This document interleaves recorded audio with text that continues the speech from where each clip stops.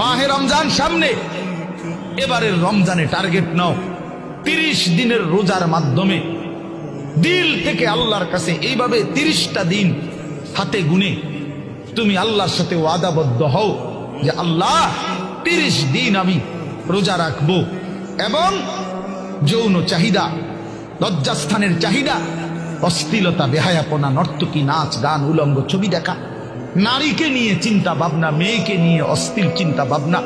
অবৈধ কোনো প্রেম সম্পর্ক, হারাম কোনো রিলেশন, এ সব ত্যাগ করে বন্ধু 30টা দিন মনোযোগ দিয়া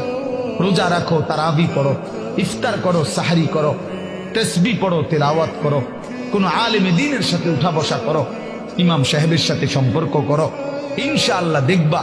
আল্লাহ চাহে তো 30 দিনের মাথায় আল্লাহ বলেন লাআল্লাকুম তাত্তাকুন, আমি আল্লাহ ওয়াদা দিলাম মোমেন তোকে মুত্তাকি বানিয়ে দেব।